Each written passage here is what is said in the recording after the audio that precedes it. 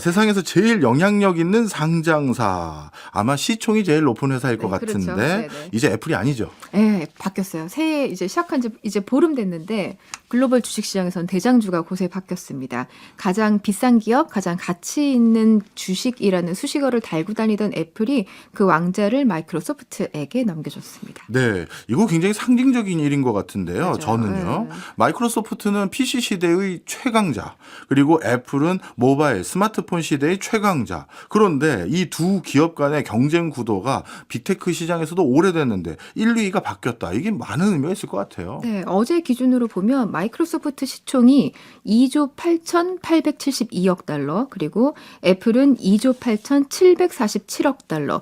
사실 와닿지도 않아요. 숫자가 너무 크니까. 우리나라 돈으로 둘 다 3,800조 원이 좀 넘거든요. 예. 근데 이제 우리 국내에서 시총 1위가 삼성전자가 보통 460조 원 왔다 갔다 하니까 네. 뭐 계산해 보면 둘 다 각각 삼성전자 8개짜리 기업인 셈이에요. 그렇죠. 근데 이 두 기업의 시총 차이가 지금 불과 125억 달러니까 우리 돈으로 17조 원 정도밖에 차이가 나진 않습니다. 예. 네, 어쨌든 역전극은 새해 첫날부터 시작됐고요. 바클레이즈를 비롯해서 미국의 증권사들이 애플의 목표 주가, 투자 의견을 좀 하향 조정한 게 트리거가 되면서 마이크로소프트가 애플의 주가를 2년 2개월 만에 역전하게 됐습니다. 네. 애플에 대한 시장 전망을 밟지 않게 전망하는 이유가 있나요? 일단 거품론이 제일 많은 것 같아요. 그러니까 성장 모멘텀 대비 주가 프리미엄이 너무 과하다라는 의견이 공통적이더라고요. 일단 제일 큰 이유는요. 부진한 아이폰 판매입니다. 네. 작년에 15 시리즈가 이제 나왔는데 기대에 한참 못 미쳤고 중국 같은 큰 시장에서 나오자마자 할인 판매를 너무 많이 했었어요. 그래서 판매 부진에 시달렸던 애플이 이제 올해 약간 신제품을 대거 출시를 준비 중이죠. 그래서 16 시리즈부터 해서 아이패드, 새 맥북 이런 거 준비하고 있는데요. 근데 시장이 기대가 크지 않더라고요. 네. 우리나라 같은 경우는 애플에 워낙 팬들이 많다 보니까 체감을 잘 못하시는 분도 계실 수 있습니다만 전 세계적으로는 특히 중국 시장에서 애플의 굴욕 얘기가 정말 많이 맞아요. 나오더라고요. 네, 네.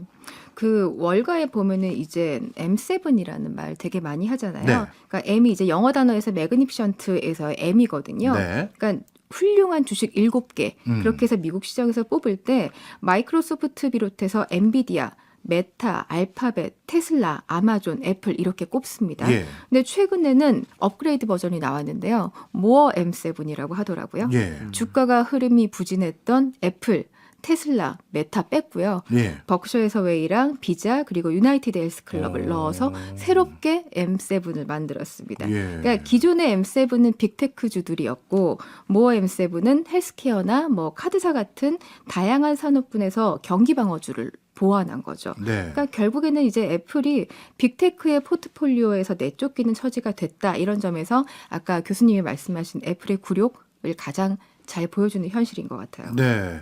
애플이 전망이 불투명한 상황에서 마이크로소프트는 애플을 넘어섰던 결정적인 이유가 또 있을까요? 다들 이제 AI, 이 인공지능 이야기를 가장 많이 해요. 그러니까 앞서 말했듯이 마이크로소프트는 사실 모바일 시대에서는 적응을 못했던 기업이잖아요. 네. 그러니까 물론 윈도우 폰도 있었고 윈도우 모바일도 있었죠. 근데 아이폰에 밀려서 철저히 외면 받았었습니다. 근데 이제 지금의 CEO죠. 사티아 나델라가 취임하면서 윈도우를 좀 제쳐주고 클라우드 시장에 올인하면서 회사를 살려냈어요. 네. 이 사람이 이제 67년생 인도계 미국인이더라고요. 예. 근데 엔지니어 출신이라 그런지 굉장히 개방적이더라고요. 그래서 오픈 AI 만나서 샘 알트만 만나고 나서 챗 GPT 가능성 알아본 것도 사실은 이 사람이었습니다. 아, 그렇군요.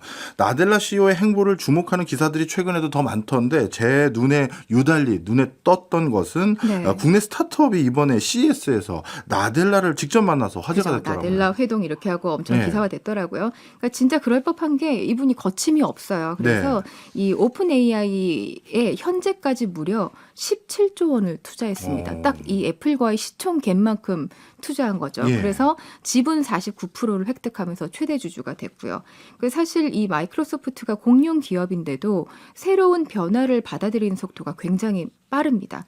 그러니까 생성형 AI 기반의 서비스인 코파일럿 이런 것들을 이제 각종 운영체제에 탑재하면서 이제 본격적인 판매에 들어간 게 대표적이고요. 반면에 이젠 애플은 이런 흐름을 따라오지 못하면서 시장에서 외면받고 있는 것 같습니다. 네. 사실 이제 우리나라 같은 경우에는 피처폰 기업들이 있었잖아요. 우리 기억에 우리나라 같은 경우에 LG가 그랬었고 예. 뭐 노키아, 모토로라 다 그랬었는데요. 그러니까 대표적으로 이들 기업이 이제 아이폰 무시했다가 짐 싼 기업들이잖아요. 그렇죠. 예. 근데 이제 그렇게 하지 않으려고 최근에는 구글 같은 기업도 마이크로소프트 따라서 오픈 AI랑 지금 손잡았거든요. 그래서 업계에서는 이 마이크로소프트를 나델라 CEO 취임 전과 후로 나누더라고요. 그래서 예. 이제 애플이 코너에 몰릴 수 있었던 건 지금의 이 나델라 CEO가 있었기 때문에 가능하다 이렇게 보고 있습니다. 네. 구글까지도 이제 주목하기 시작한 네. 생성형 AI 여기에 대해서 애플의 스탠스는 어떻게 됩니까? 일단 원래 애플이 뭔가 누군가 주도한 트렌드를 후발로 따라가는 기업은 아니잖아요. 네. 그러니까 그게 뭐 물론 독특한 팬덤을 형성하는 원천이 되기도 했지만 새로운 걸 추구해서 이제 브랜딩하는 데 굉장히 최적화된 기업이다 보니까 사실 뭐 스마트폰 시장에서 보면 칩이나 운영 체제나 앱 생태계나 아니면 콘텐츠 이런 것까지 모든 서비스를 다 수직 계열화 해가지고 가지고 있었던 기업은 사실 애플밖에 없었거든요. 그렇네요. 네, 그렇다 보니까 이제 챗 GPT 같은 생성형 AI에 대해서는 먼저 시작한 기업들이 있으니까 상대적으로는 조금 시큰둥한 게 사실인 것 같고요. 네. 대신에 다음 달에 이제 빅 이벤트에 신경을 더 쓰고 있습니다. 아, 예, 저 대충 예상이 네. 되네요. 그 비전 프로라는 맞아요. 뭐 물안경 같은 거 쓰는 거 그거 맞아요. 말하는 네. 거죠? 예. 2월 2일 날 공개가 된다고 하는데 애플 최초의 혼합 현실 디바이스라고 해요. 네. 직원들한테 요즘에 비전 프로가 가상현실이나 증강현실 헤드셋 아니다라고 이렇게 교육하고 있다고 하거든요. 네. 그러니까 애플의 표현에 따르면 공간 컴퓨팅 디바이스라고 정의돼 있다고 합니다. 네, 저도 뭐 가상현실, 증강현실 헤드셋 정도로 이해하려고 했는데 네. 애플 스스로가 공간 컴퓨팅 디바이스다라고 했는데 이게 무슨 의미죠? 물리적으로는 이제 PC를 대체할 디바이스인데 네. 현실 세계와 가상 세계를 융합한 개념을 접목시켰다고 설명을 하고 있고요. 예. 이제 결국에는 애플이 제시하는 새로운 AI 개념이 아마 이게 될 것 같고 이게 소비자들의 입맛을 어떻게 사로잡을 건지 또 새롭게 정의되는 AI가 얼마나 주도권을 잡을 것이냐 이 문제가 될 것 같습니다. 네. 모바일과 인터넷 시대를 넘어서 이제 AI 시대에서도 마이크로소프트와 애플 이 두 회사가 뭔가 새로운 경쟁 구도가 생길 것 네. 같네요. 재밌을 것 같습니다. 네네네. 사실 뭐 주주 아니라면 제3자 입장에서 봤을 땐 너무 재밌는 싸움이죠. 그렇죠. 근데 이제 생각해 볼 부분이 미국 주식시장 역사에서 단 한 번이라도 시가총액 1위를 해봤던 기업이 몇 개나 될까요? 뭐 제 기억으로는 정유사들 좀 생각나고, 네. 그다음에 IBM 생각나고, 맞아요. 그 또 뭐 더 있나요? 뭐 보면은 월마트도 있었고요. 예. 네, 말씀하신 IBM 있었고 뭐 시스코, 아마존, 그다음 GE 이런 기업들이 있었죠, 사실은. 네. 근데 다 세봐도 10개가 채 안 되거든요. 야. 그러니까 이게 대장주라는 게 사실 산업의 트렌드를 고스란히 보여주는 거잖아요. 예. 그러니까 뭐 과거에 에디슨이 설립했던 GE가 대장주 자리를 그 다음에 고유가 시대의 엑슨모빌한테 넘겨줬고 네. 또 그 바통을 이제 스마트폰 시대를 열었던 애플이 이어받았죠. 음. 근데 이 애플이 사실은 창립자인 스티븐 잡스가 세상을 떠난 직후에 대장주에 오른 이후에 세계적으로 빅테크 시대를 열었는데 그 이후에 사실 거의 시총 세계 1위 자리를 내준 적이 없었어요. 네. 그리고 뭐 작년 6월 같은 경우에는 전 세계 기업 중에 처음으로 시가총액 3조 달러 돌파했었거든요. 그러니까 저력 있는 기업입니다. 애플도. 네.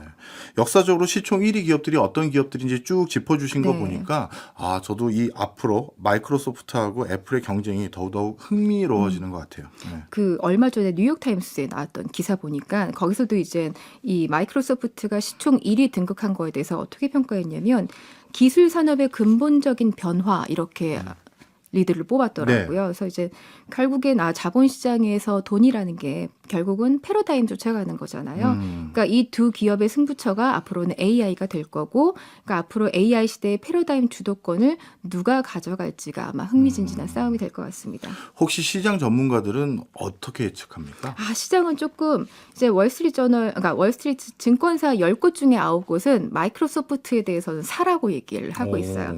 근데 애플에 대해서는 10곳 중에 6곳만 긍정적이고요. 한 곳은 매도. 네. 매도요? 네네네. 비중을 줄이라고 하고 있습니다. 알겠습니다. 이번에 CES 이제 끝났으니까 네네. 거기서 돌아오시는 우리 김덕진 소장님 통해서 추가적인 정보 우리 송경제에서도 알려드리도록 하겠습니다. 두 분 덕분에 또 변화되는 세상 제대로 알았네요. 지금까지 신인규 정지서 기자였습니다. 오늘도 고맙습니다.